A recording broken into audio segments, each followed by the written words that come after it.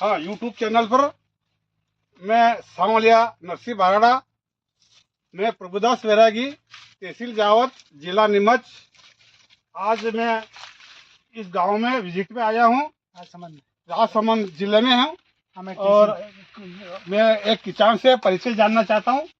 आपका नाम सर?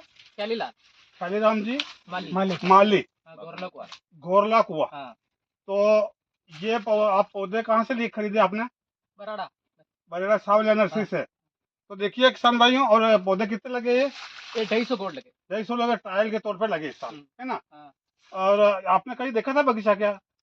पहले बगीचा कहीं पे देखा? नहीं देखा। नहीं देखा। अच्छा, फर्स्ट ट्रायल पे लगा है। तो देखिए किसान भाई, आज घोरला कुआ में 250 पौधे लगे। शालीराम जी माली है ये, और इस बगीचे को देख करके ये इतने किसान है अगले वर्ष बगीचा लगाना चाहते हैं। तो इस साल तो आपने ये मेहनत तो जैसे हमने बताई, आपका फोन भी बाद में हमारा आया, जैसे अगस्त में आया, 1 महीने पहले आते तो इसमें डबल फल मिलता आपको, है ना? और अब आप इतने किसान हमारे से जुड़ रहे हैं सांवलिया फल उद्यान से, तो आपको हमारे कई अनुसार खेत तैयार करना पड़ेगा आपको। तो पौधे टाइम से लगाना पड़ेगा। हमारा टाइम है फरवरी, मार्च और अप्रैल। साल में 3 महीने पौधे लगाते हैं हम। 12 मास पौधे नहीं लगाते। हम किसानों को बर्बाद नहीं करना चाहते हैं कि कोई अक्टूबर में लगा रहा, नवंबर में लगा रहा। अक्टूबर नवंबर में लगाएंगे तो 4 महीने ठंड पड़ेगा, पौधा विकास नहीं करेगा और पौधा बहुत कम फल लेगा। एक ही वर्ष में करीब क्विंटल से 1.5 क्विंटल फल देगा ये। और इस पे फल अगले साल हम गिनेंगे कि ये 150 से 200 फल आना चाहिए इस पे। और सब आप सब एक माली समाज है, बहुत मेहनती और जागरूक समाज है। तो हम वीडियो ले रहे हैं आपका। तो अभी आपके फल तो देखिए फल गिनिए इनका।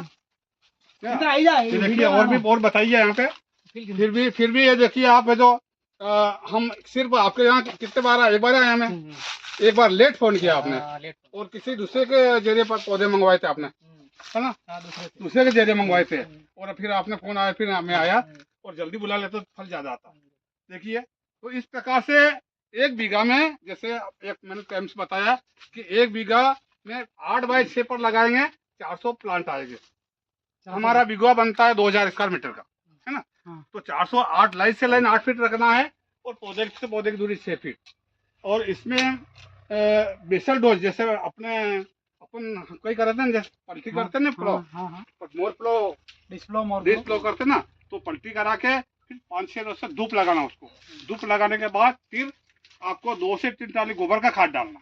कितना? 1 बीघे में 2 से 3 ट्राली गोबर खाद, ज्यादा मिल जाए कोई बात नहीं।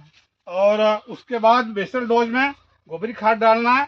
सब सल्फर की कमी, सल्फर 1 बीघे में 4 किलो सल्फर डालना, 90%, है ना? तो उसके बाद में फास्फेट, जो पौधे को पौध वृद्धि के लिए फास्फेट की जरूरत पड़ती है, तो सिंगल सुपर फास्फेट 2 किलो पर बीघा डाल दो, है ना? ये सभी मिक्स कर, थोड़ा पोटास, जैसे आपकी जमीन लाओ तो ये पपीते नष्ट होंगे ना तो काट के बाहर नहीं फेंकना आपको। एक जैसे ये पौधा, जैसे मई एंड अगले साल का मई एंड, मई में फसल लेकर के आप यहाँ से हटाना नहीं है। ट्रैक्टर का यहाँ ट्रैक्टर चलाओ, आगे गिर जाएगा पौधा, पीछे रोटर चला दो, बिल्कुल चूरा हो जाएगा। और ये जैविक खाद इतना जबरदस्त मिलेगा कि 3 साल तक आपको कोई खाद डालने की जरूरत नहीं। जो भी फसल आप लेंगे बहुत ही जबरदस्त लेंगे, बुरादा हो जाएगा, बहुत बुरादा होगा। और इनकी जड़ें वगैरह सब पौष्टिक। और मैं ये बताना चाहता हूँ, देखिए ये उससे लाओ ये पुस्तक मैंने गए साल बनाई, जो किसान बहुत दूर के है। ये एक मेरी पुस्तक मेरे द्वारा सांवलिया फल उद्यान के नाम से बनी हुई है। इसमें देखिए सभी जैविक खेती, ऑर्गेनिक खेती, जैविक कीटनाशक, छाछ, गौमूत्र छाछ स्प्रे, 70 रोज बाद जीवामृत देना, मतलब ऑर्गेनिक खेती के लिए बता रहा हूँ। डिकम्पोजर देना, मिक्स रासायनिक खेती और पौधे की तैयारी, जैसे पौधे में इसमें जानकारी सारी दे रखी है। जमीन उसर वाली नहीं होना, ये किताब में लिख रखी सारी जानकारी, इसमें अलग से लिख के नहीं देना पड़ेगा। है ये हर किसान को दूंगा मैं, है ना? जमीन उसर वाली नहीं होना, जमीन का ढलान 100 मीटर, अपनी जैसे 100 मीटर का लंबाई है खेत की, तो 1.5 से 2 फीट का ढलान चाहिए। मतलब पानी भरा नहीं रहना पानी चाहिए। नहीं रुकना चाहिए। हाँ, और ज्यादा ढलान भी नहीं। ज्यादा ढलान में भी पानी हाँ, नहीं रुकेगा तो रुकेगा फिर नहीं। और पानी मीठा चाहिए। लवण में जैसे पानी का पीएच मान 6 से 7 के बीच होना चाहिए, है ना, तो पपीते की खेती आसानी होगा। गार्डन खुला चाहिए जिसमें हवा और धूप बराबर मिले। बहुत से नशे वाले के पास से पौधे अच्छे बात से, उनको तो पैसे से मतलब, किसान से मरे या डूबे कोई मतलब नहीं, उनको तो है ना, कोई मतलब नहीं।